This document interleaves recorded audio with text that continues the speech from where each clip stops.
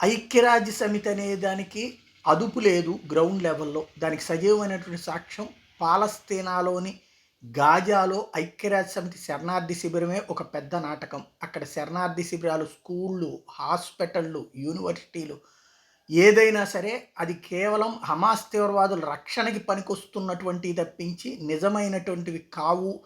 అక్కడ దాంట్లో ఏ ఏ ప్రపంచ దేశాలకు సంబంధించినవి చెప్పినా అసలు హమాస్ తీవ్రవాదుల సిబ్బందే ఉంటారు తప్పించి డైరెక్ట్ ప్రజలు ఉండరని మొత్తుకుంటూ వచ్చింది ఇజ్రాయెల్. ఇప్పుడు రోజు పోయే కొద్దీ ఆ నిజాలు బట్టబయలవుతున్నాయి. అది నిజమేనన్నటువంటి విషయం స్పష్టమవుతుంది. తాజాగా చూస్తే పాలస్తీనాలో శరణార్థుల కోసం ఏర్పాటు చేసిన ఐక్యరాజ్య సమితి ఏజెన్సీ ఏకంగా హెడ్ క్వార్టర్స్ భవనాల కిందే భారీ సొరంగాన్ని ఇజ్రాయెల్ సైన్యం గుర్తించింది. 700 మీటర్ల పొడవు, 18 మీటర్ల లోతులో ఈ సొరంగాన్ని నిర్మించారు.